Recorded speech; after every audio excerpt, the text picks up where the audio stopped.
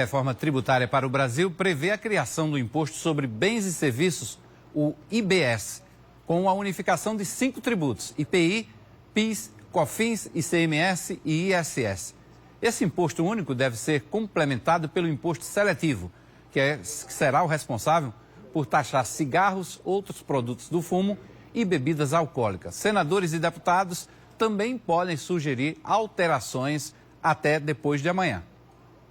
O texto, lido pelo relator, deputado Aguinaldo Ribeiro, levou em consideração as 2 principais propostas que tramitam no Congresso: a PEC 45, apresentada na Câmara, e a PEC 110 no Senado, e ainda um projeto de lei enviado pelo Poder Executivo. Ao longo da história, nós tivemos uma desorganização do nosso sistema tributário, uma legislação difusa, né, que nos traz insegurança, nos traz, sem dúvida nenhuma, falta de previsibilidade e que é incorporada ao custo Brasil que nós temos hoje, que se chegou a ser medido por um estudo que representou cerca de 22% do nosso PIB. A proposta do relator segue principalmente a PEC da Câmara, com a unificação de 5 tributos: 3 de competência da União, o IPI, o PIS e a COFINS,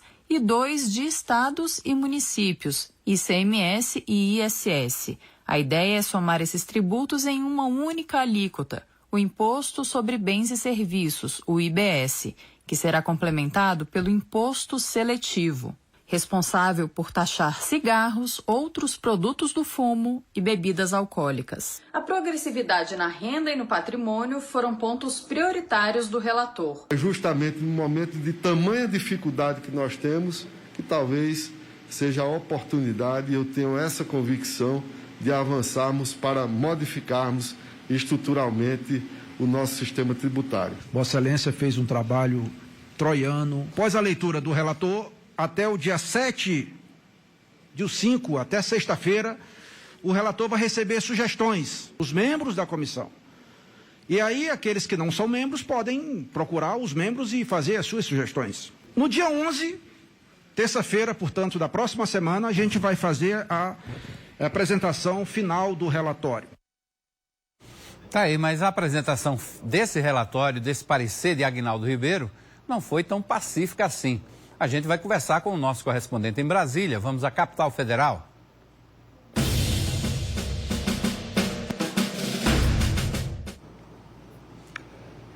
Edil Magalhães, boa tarde. Tem uma queda de braço entre o presidente da Câmara e o relator da reforma tributária? Boa tarde, Hermes. Olha, sempre teve essa queda de braço, desde que os dois levantaram interesse em presidir a Câmara dos Deputados, ainda em meados do ano passado. A gente se lembra que houve ali uma resistência dentro do PP para saber qual dos dois seriam os candidatos. Seria o candidato. E terminou que Aguinaldo Ribeiro desistiu de concorrer contra o próprio Arthur Lira para apoiar Baleia Rossi. Fato, Hermes, é que está embutida aí também uma guerra de vaidades, e desta vez provocada e promovida pelo presidente da Câmara. Ele precisa e quer ter o protagonismo desse processo da reforma tributária e também ele quer ter controle do projeto da reforma tributária. Isso porque, primeiro, o Senado vem dominando o cenário com a CPI da Covid. A Câmara ficou na sombra do Senado. E também porque ele tem um alinhamento com a equipe econômica do governo federal que prefere outro tipo de relatório para essa reforma tributária, que não esse proposto pelo deputado Aguinaldo Ribeiro. O presidente Arthur Lira, Hermes, ele defende uma reforma fatiada, escalonada, digamos, aos poucos, e também com alguns projetos infraconstitucionais, enquanto que o deputado Aguinaldo Ribeiro opta por fazer a simplificação de 5 impostos, inclusive municipais e estaduais, no único documento que é essa PEC de número 45 tramitando no Congresso. Aí sim, uma queda de braço. Quando o presidente da Câmara resolve dissolver essa comissão especial, mas ao mesmo tempo existe a comissão mista formada pela Câmara e pelo Senado sobre o mesmo tema, mas que também o deputado Aguinaldo Ribeiro é o relator. Então, agora é aguardar os desdobramentos para saber se a Câmara final vai ter uma comissão só dela, para ter um parecer só dela, que me parece que não deverá ser esse do deputado Aguinaldo Ribeiro, e se o Senado vai conseguir manter a comissão mista ou se vai adotar também uma comissão apenas do Senado, aproveitando esse relatório do deputado Aguinaldo Ribeiro. Uma guerra de vaidades embutida numa queda de braço, Hermes. Verdade, Edinho. Agora você falou da CPI da pandemia no Senado Federal. Ontem foi o primeiro dos 3 ex-ministros, Luiz Henrique Mandetta. Falta ainda Nelson Taik, que está sendo escutado hoje na CPI. E depois o general, né? E aí, mais tem Marcelo Queiroga amanhã já. Perfeitamente. Ontem, o depoimento do ministro Mandetta foi além do esperado. 7 horas de depoimentos em que os oposicionistas queriam ter ouvido ele se digladiar ou ele se confrontar com o presidente da República. O que se viu foi um Mandetta mais candidato à presidência do que de oposição ao presidente ou ao governo. Hoje, Nelson Taik, ele vai falar do período de 1 mês que ele ficou. O general Pazuello conseguiu adiar, ou precisou adiar, o seu depoimento para daqui a 15 dias, em função dele ter tido contato com pessoas que estão com Covid. Agora, a grande expectativa, Hermes, da República, também é o depoimento amanhã, a partir das 9 horas, do paraibano Marcelo Queiroga, atual ministro da Saúde, que vai aí falar da atuação presente e futura dessa imunização nacional e desse combate à pandemia, que, graças a Deus, está diminuindo, está se fortalecendo e, creio, ele trará boas notícias aí para o Congresso e para o país, Hermes. Vamos esperar, né? Até porque o depoimento dele é esperado também pelo Palácio do Planalto, porque para ver se consegue, né, conter essas investidas da oposição a partir dessa CPI da pandemia.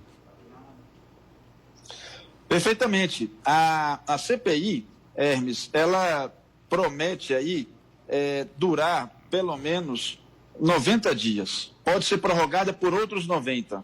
É um desgaste muito grande porque a gente sabe como ela começa, mas nunca sabe como ela termina. Mas, por enquanto, não será pelos depoimentos dos ministros da Saúde, pelos ex-ministros, que a oposição, por enquanto, vai conseguir criar algum imbróglio ou algum desconforto para o presidente. Desconforto ainda assim, mas longe de ser ainda um processo de afastamento ou de impedimento do presidente em função disso. Vamos aguardar aí amanhã o ministro Marcelo Queiroga, Hermes. Tem um amigo nosso que diz o seguinte, Edinho, que em CPI é mais ou menos como uma briga com um gambá, né? Você entra, só sabe de 2 coisas, que você vai sair com mau cheiro e vai sair todo arranhado.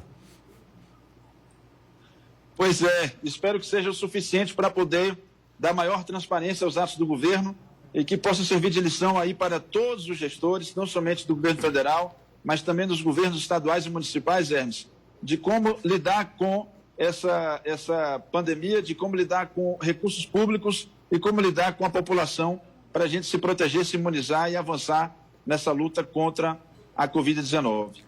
Ok, Edinho Magalhães, muito obrigado mais uma vez pelas informações, os bastidores daí de Brasília. Amanhã você está de folga, né? Quinta e sexta-feira a gente retoma e a gente vai falar um pouco também desse depoimento de Marcelo Queiroga, que será amanhã, durante o dia todo na CPI. Obrigado pela participação mais uma vez.